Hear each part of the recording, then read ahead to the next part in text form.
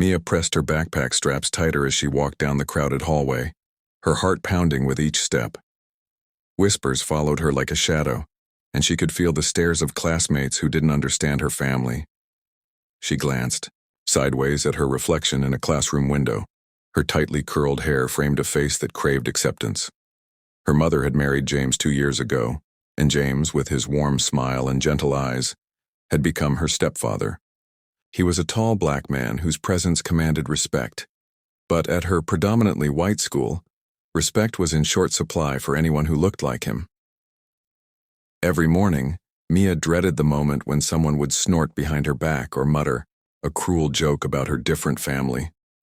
In chemistry class, a boy named Carter leaned across his desk and whispered, "Everyone knows she has a black stepdad. I bet she's embarrassed." Mia didn't respond. She simply looked down and pretended.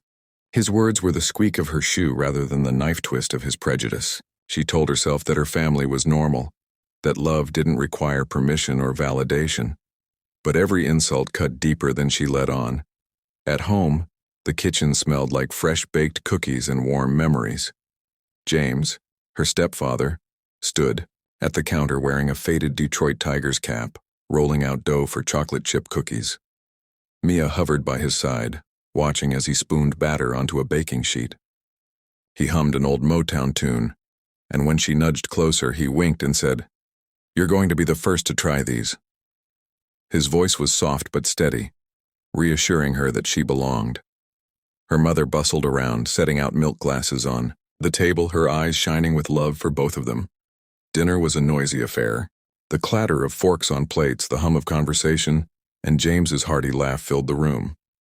Mia's mother shared stories from her workday, and then James talked about his community coaching basketball at the local rec center. He had grown up on the south side of Chicago, where he learned to shoot hoops on cracked pavement courts. He told tales of hauling water for pickup games and of the coach who took him under his wing. Mia admired him fiercely for his resilience and kindness, but on Monday mornings that strength seemed miles away. She sat at her desk, tracing cracks in the tabletop as Carter and a few others snickered. One girl tapped his shoulder and whispered, "Look at her dad on her TikTok. He's a rapper or something." Mia clenched her fists and ignored them. In truth, James was neither a rapper nor a celebrity. He was a firefighter, someone who saved lives every day. She knew the truth, but no one asked. They saw him, then saw color, then judged. Her locker was a battleground. Someone had scribbled a slur across the door, crudely drawing a caricature meant to humiliate. Mia's vision blurred with tears that threatened to spill. She wiped them away quickly before anybody noticed. James had taught her that tears were private, and in that moment she felt a fierce pride protecting that lesson. She jammed her locker shut and marched to class, determined to be invisible rather than vulnerable. James noticed her exhaustion at breakfast the next day. He flipped a pancake and slid it onto her plate, then placed a comforting hand on her shoulder. "You're doing good, kiddo," he said. "They don't know what they're missing." Mia forced a small smile and nodded. He tightened his grip before he let go, transferring strength she desperately needed. The memory of his calm confidence filled her with warmth, though she still felt the chill of school corridors. News spread that the school assembly this Friday would feature a guest speaker celebrating local heroes. Rumors flew. A veteran, a police officer, a teacher. Mia wondered if James might be invited. She had heard him recount stories of heroic rescues on the news. 2 years ago, when a speeding car plowed into a building downtown, James had been first on the scene, pulling victims from the wreckage. The press had called him courageous, but at school he was only a punchline. When Carter bumped into her in the hallway and sneered, "Maybe your dad's going to show up and embarrass you," Mia kept her gaze steady. She refused to give him the satisfaction. Friday. Morning arrived with a nervous tension that wrapped around Mia's chest like tight rope. She sat in the crowded auditorium, surrounded by rows of students chattering about the weekend. The principal, dressed in a crisp suit, stepped onto the stage and tapped the microphone. Silence fell. He began reciting achievements, athletes, scholars, community volunteers. then paused, eyes scanning the audience. At last he said, "We are honored today to bring forward a man who exemplifies true heroism. Please join me in welcoming James Carter." Mia's breath caught. The student beside her nudged her. "That's your stepdad?" Mia felt every head turn, every gaze fix on her. Carter gave a mocking laugh, but to Mia, the moment froze. Time slowed. James climbed the stage stairs with measured steps. He tipped his hat slightly to acknowledge the crowd. Mia felt tears prickle at the corners of her eyes. She sat as still as a statue, heart pounding so loud she feared it would burst. James faced the microphone, clearing his throat. He began softly, "Thank you, Principal Lawson, for the introduction. I never sought recognition. I do my job because I love my community." He told the story of that car accident 2 years ago, how he had crawled into twisted metal, feeling heat and panic, but focusing only on finding survivors. He spoke of the terrified passengers, of the firefighter who lent him a hand to lift debris, of the moment when he cradled a child covered in blood but still breathing. Slowly, his voice grew stronger, resonating through the hall. He explained that heroism was not about fame or glory, but about showing up when hope seemed lost. Mia's classmates shifted uncomfortably. Carter twisted in his seat, avoiding eye contact. The snickers died. She realized they had never thought about the real James, only the caricature they created from rumors and skin color. Her mother, seated nearby, wiped a tear from her cheek. In that moment, Mia saw in her eyes the deep love and pride she felt, and her own tears spilled freely. James concluded by saying, "I stand here not for myself, but for every family and every child who believes in goodness. No matter where we come from or what people say, kindness and courage define us." The auditorium erupted in applause, some hesitant at first, then growing into a genuine standing ovation. Mia felt a surge of joy as she rose alongside others, clapping, until her hands stung. Walking down the aisle, James descended toward Mia. When he reached her, he leaned down, resting a hand on her shoulder. His eyes met hers. "You okay, kiddo?" he whispered quietly. Mia nodded, her face flush with emotion. He squeezed her shoulder and stepped aside, letting her rise to the aisle to stand beside him. She slipped her hand into his. Fingers laced together, they walked off the stage side by side. The next morning, the hallway felt different. As Mia made her way to her locker, the whispers were gone.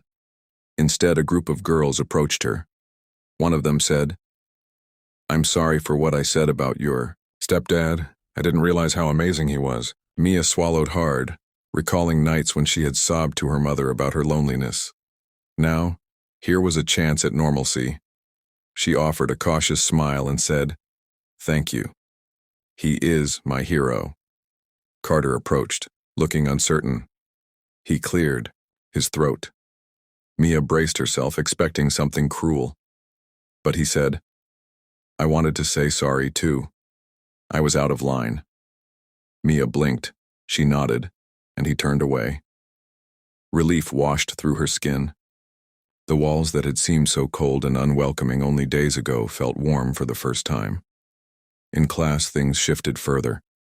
The teacher asked Mia to share her thoughts on heroism.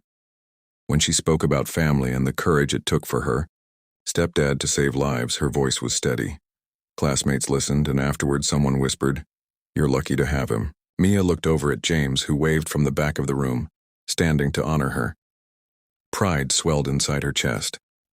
At home, life resumed its comforting rhythm. James coached at the rec center that evening, and Mia arrived with a new sense of confidence. She hung back a moment, watching as he guided young players through drills, his booming laughter echoing off the gym walls. She realized that their family's strength came from moments like these, when love triumphed over prejudice, when kindness shone brighter than fear. Her mother pulled her into a hug before they left. She said, "Remember, sweetheart, the world will always find reasons to judge, but the truth will always rise to the surface." Mia nodded, hugging her back, feeling how true that was. The following week, the school newspaper ran a feature on James Carter. the firefighter who saved lives and taught lessons of compassion. It included photos of him with Mia at the podium, grinning like proud family. Carter had submitted a short essay about why diversity made their community stronger. Reading it, Mia felt tears of joy well up. She understood now that her identity was not something to hide. She was the daughter of a hero, and anyone who couldn't see that was the one missing out. In the weeks that followed, Mia's friendships transformed. One day, as she studied in the library, a boy who had once called her name slid into the seat across from her and apologized. Mia's smile was warm when she answered, "It's okay, I get it now. I'm proud of my family." He nodded solemnly, and they returned to their homework side by side. Every morning at breakfast, James reminded Mia and her mother of simple truths. Stand tall, speak up, and never let fear drown out your courage. Mia memorized those words, repeating them under her breath each time she walked into school. The memories of mockery faded, replaced by a brighter reality where she belonged. In her dreams, she saw herself walking hand in hand with James, shadows dissolving as the sun rose. Months later, when the school hosted a multicultural fair, Mia volunteered to help set up a booth celebrating different heritages. She chose to highlight African American history alongside her own family story, with photos of James in his uniform and quotes about bravery scrawled on colorful posters. The booth became one of the event's highlights. Students from every background stopped to listen, asking questions and sharing stories of their own families. Mia stood by her mother's side as they served homemade cookies, the same recipe James used for every school bake sale. When her best friend leaned in and said, "I'm glad you're my friend," Mia realized how far she had come. She smiled and replied, "I'm glad you are too." They turned toward the booth where James shook hands with students and teachers alike, his smile as radiant as ever. Later that evening, as the sun dipped below the rooftops, the family gathered on their front porch. James lifted Mia onto his knee, ruffling her hair, and her mother wrapped her arms around them both. The street was quiet, but within their home, love and laughter filled every corner. Mia felt a profound sense of gratitude for the journey they had taken together, the darkness of prejudice exchanged for the light of acceptance. She gazed up at James, her hero, and whispered, "Thank you." He kissed the top of her head and said, "Anytime, kiddo." Together they watched as lanterns rose in the sky from nearby celebrations, their glow reflecting the hope that belief in goodness would always outshine fear. In that moment, Mia knew that no matter what happened, she would never doubt the power of family, love, and the extraordinary man who taught her what it meant to be a hero.